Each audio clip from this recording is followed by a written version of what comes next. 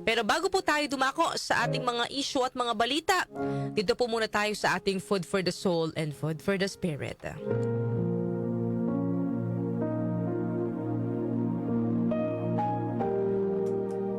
Isang araw, mayroong mga sundalo na sasabak sa giyera.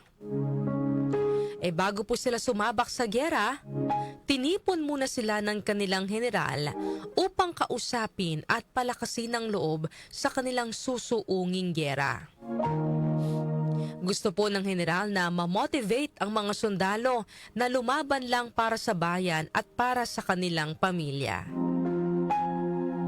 Bago matapos ang pagsasalita ng general, nagtaas ng kamay ang isa sa mga sundalo na si Pedro. Nagsalita si Pedro, "General, hindi naman po sa nawawalan ako ng kumpiyansa. Pero tingin ko po napaka-imposible na manalo tayo sa mga kalaban natin." Nagtataka naman ang general, papaano mo naman nasabi? Sagot naman ni Pedro, "Hindi hamak na mas malalakas sila. Mas marami rin silang sundalo at mas maganda at advance ang mga armas at gamit nila. Kaya tiyak na matatalo tayo sa kanila." Tumahimik sandali ang general at saka nagtanong sa kanyang mga sundalo, "Naniniwala ba kayo sa tadhana?" Sumagot naman ang mga sundalo at sinabing naniniwala sila sa tadhana. Matapos ito, naglabas ng piso mula sa kanyang bulsa ang general at ipinakita ito sa mga sundalo. At saka nagsalita, "Dahil naniniwala kayo sa tadhana, ganito ang gagawin natin. Magtotoss coin tayo. Kapag tao yung lumabas, ibig sabihin mananalo tayo. Kapag ibon ang lumabas, ibig sabihin tama si Pedro, matatalo talaga tayo." So nag-toss coin na nga ang general at ang lumabas ay tao. Ibig sabihin mananalo sila sa giyera. Matapos makita ang resulta ng toss coin, ay lalong na-motivate ang mga sundalo. Lalong silang nagkaroon ng kumpiyansa na makakaya nila ang giyera. Hindi nagtagal, ay sumabak na sa giyera ang mga sundalo at makalipas ang ilang linggo na pagsabak sa giyera ay nanalo sila kahit na mas malakas ang kanilang kalaban. Matapos manalo, syempre nag-celebrate ang mga sundalo dahil tuwang-tuwa sila sa kanilang naging panalo. Sa kasagsagan ng selebrasyon, napansin naman po ni Pedro ang kanilang general na nakaupo lang sa isang gilid. Nilapitan siya ni Pedro at tinanong, "General, bakit hindi po kayo sumasama sa amin? Halika po, mag-celebrate tayo kasi nanalo tayo kahit parang napaka-imposible talagang manalo. Talagang itinadhana tayong manalo."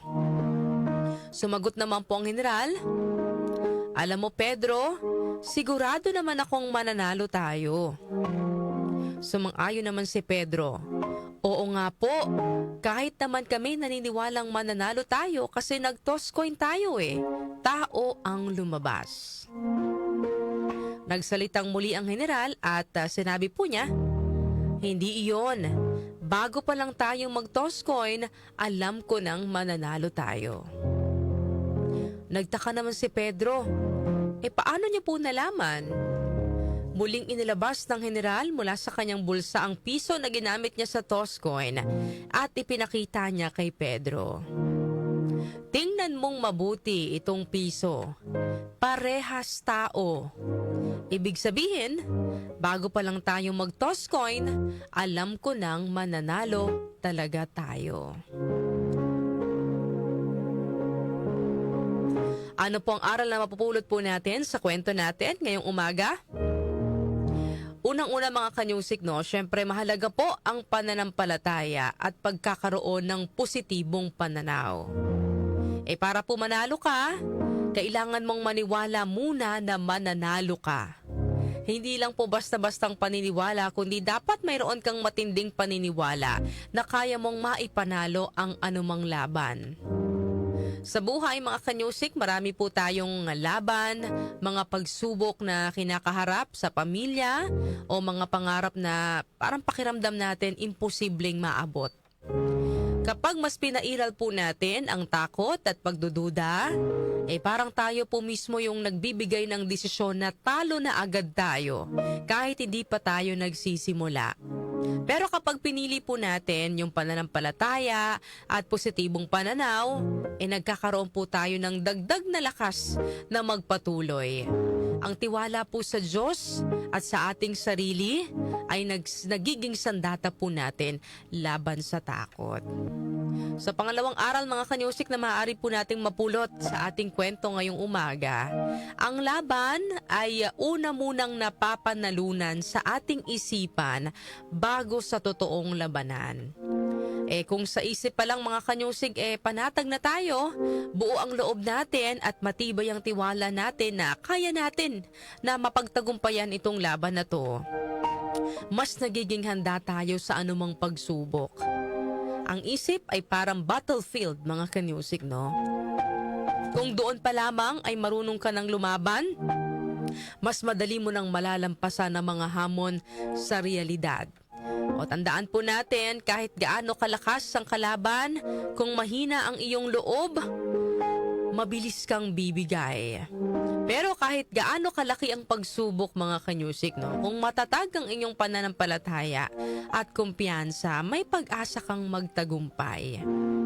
Kaya't sa bawat laban ng buhay, piliin po nating maging gaya po ng mga sundalo sa kwento, no? Huwag gayaang mangibabaw ang takot, kundi manalig sa Diyos at magtiwala tayo sa ating sarili na kaya po nating manalo sa anumang hamon.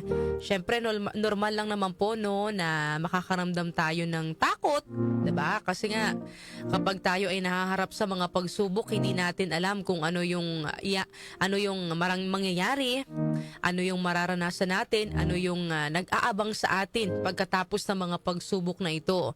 Pero lahat po ng mga bagay na ating pagdaraanan, itaas lang po natin sa Panginoon mga kanyusik, no?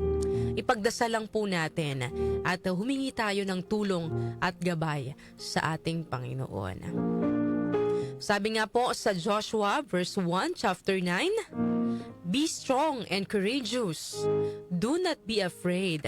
Do not be discouraged, for the Lord your God will be with you wherever you go." Yan po ang ating food for the soul and food for the spirit ngayong araw po ng Wednesday.